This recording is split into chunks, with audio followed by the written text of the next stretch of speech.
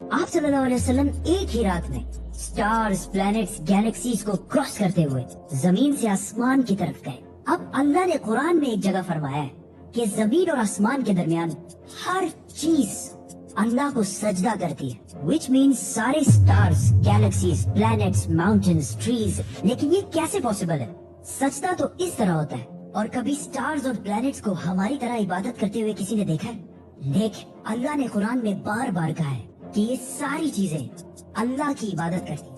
तो यूनिवर्स के इन सारी चीजों में कोई ना कोई बात कॉमन, एक जैसी जरूर होगी। आज से बहुत साल पहले पूरी दुनिया का ये ख्याल था कि जमीन, अर्थ ही दुनिया का सेंटर है और जमीन तो साकिन है बेटा, जमीन रोटेट करती ही नहीं है, जमीन गर्दिश नहीं करती। लेकिन आज से 400 साल पहले गैलीलियो, जो एक इटालियन साइंटिस्ट थे, उसने दो लेंसेज को अलाइन करके रखा तो उसे पता चला कि ऐसे करने से दूर की चीजों को करीब से देखा जा सकता है। छोटे लेवल पर टेलीस्कोप्स दुनिया में पहले भी मौजूद थे, लेकिन इन्हें सिर्फ फौजी और समुद्री सफरों में यूज किया जाता था। लेकिन गैलीलियो ने इसी टेलीस्कोप को इम्प्रूव करके इंसानों की तारीख में पहली दफा इसका रुख आसमान की तरफ किया, जिससे उसने दुनिया से पहली बार सूरज और चांद को बिल्कुल करीब से देखा। और गैलीलियो ने इन सारों की मूवमेंट को ऑब्जर्व करना शुरू किया। 1300 दुनियाओं को अगर मिला लिया जाए, इससे एक जुपिटर बनता है। गैलीलियो ने देखा कि ये भी बाकी प्लैनेट्स की तरह गोल है, लेकिन जुपिटर के ऊपर जो लाइट है वो महीने के डिफरेंट दिनों में बिल्कुल बदल रही है। और उसने देखा कि वीनस और सैटर्न का भी यही हाल है। अब ये सब कुछ तभी पॉसिबल था कि अगर ये सारी चीजें सूरज के गिर्द घूम रही हो, दुनिया के नहीं।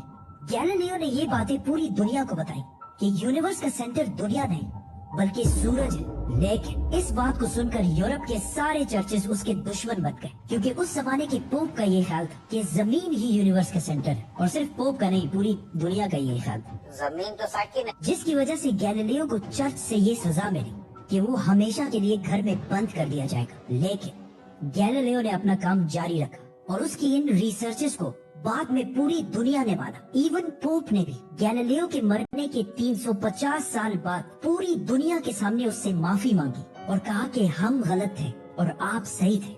आहिस्ता आहिस्ता हमें पता चला कि जमीन यूनिवर्स का सेंटर नहीं है बल्कि ये सूरज के गिर्द घूमती है। और सूरज भी कोई इतनी बड़ी चीज नहीं है, बल्कि सूरज तो इसके जैसे अरबों खरबों स्टार्स की तरह मिल्की वे गैलेक्सी का एक छोटा सा हिस्सा है। और ये मिल्की वे गैलेक्सी अरबों स्टार्स से बनी हुई है और ये सारे बिलियंस ऑफ स्टार्स एक ही सर्कल में घूम रहे हैं।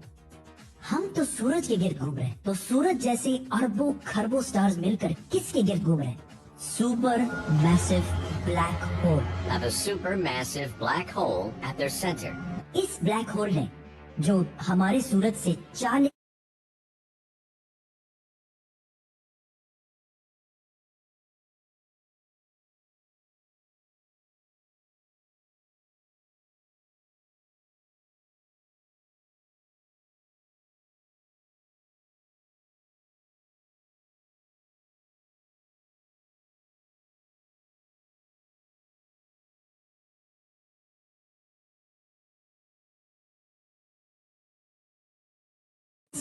टाइम्स बड़ा है, ने पूरी गैलेक्सी को एक गोल सर्कल में रखा हुआ है। जिस तरह हमारे सूरज ने जमीन, जुपिटर, मार्स, इन सारे प्लैनेट्स को एक सर्कल में रखा हुआ है। लेकिन ये गैलेक्सी भी कोई इतनी बड़ी चीज नहीं है, बल्कि ये लाखों और गैलेक्सीज को मिलाकर एक छोटे से क्लस्टर का एक छोटा सा हिस्सा है। ये लाखों गैलेक्सीज मिलकर एक क्लस्टर बनाते हैं और ये क्लस्टर भी कोई इतनी बड़ी चीज नहीं है, बल्कि इस जैसे लाखों क्लस्टर्स मिलाकर एक सुपर क्लस्टर बनता है। और ऐसे हजारों सुपर क्लस्टर्स और भी मौजूद है। अब आपने ये नोट किया कि इन सारे स्टार्स, गैलेक्सीज, प्लैनेट्स में एक चीज कॉमन है कि इस पूरे यूनिवर्स में हर चीज किसी न किसी दूसरे ऑब्जेक्ट के गिर्द घूम रही है। और जब रसूलुल्लाह सल्लल्लाहु अलैहि वसल्लम भी आसमानों की तरफ गए तो उन्होंने बैतुल मामूर में फरिश्तों को नमाज पढ़ते हुए नहीं देखा, वो भी किसी चीज के गिर्द घूम रहे थे। लेकिन घूमने का इबादत से क्या ताल्लुक है? अल्लाह ने तो कहा है कि ये सारी चीजें इबादत करती हैं।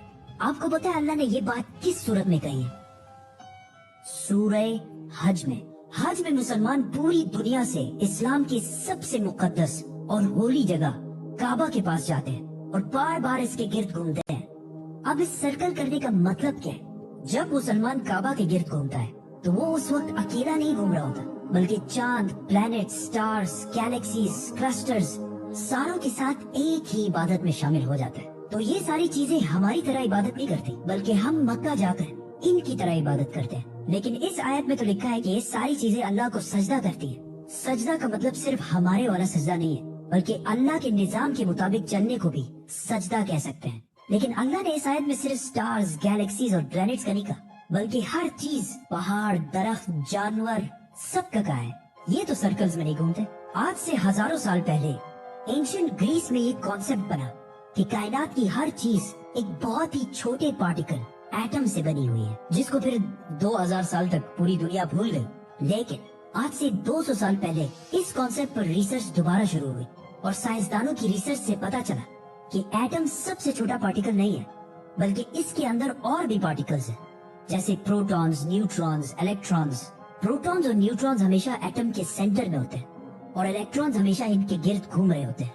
ऑलमोस्ट बिल्कुल उसी तरह जिस तरह प्लैनेट सूरज के गिर्द घूमते हैं और स्टार्स ब्लैक होल के गिर्द घूमते हैं, जिसका मतलब है कि कायनात की हर चीज चाहते या ना चाहते हुए किसी न किसी चीज का तवाफ कर रही है। और जब कोई मुसलमान काबा का तवाफ करने जाता है तो वो कायनात की हर छोटी से छोटी चीज, जैसे एटम के अंदर इलेक्ट्रॉन से लेकर कायनात के सबसे बड़े ऑब्जेक्ट्स, प्लैनेट्स, स्टार्स, गैलेक्सीज और इवन बैतुल मामूर में फरिश्तों के साथ एक ही इबादत में शामिल हो जाते हैं। हो सकता है इसीलिए इस्लाम में तवाफ करना सबसे बड़ी इबादत है। तो जब सूरह हज में अल्लाह ने फरमाया कि ये सारी चीजें मेरी इबादत करती हैं, तो ये हमारी तरह इबादत नहीं करती, बल्कि हम मक्का में काबा का तवाफ करके इनकी तरह अल्लाह की इबादत करते हैं। लेकिन इन सारी चीजों का तवाफ करने का एक फिक्स टाइम है, और जैसे ही ये टाइम पूरा होगा तब हर शख्स मालूम कर लेगा कि वो क्या लेकर आया है।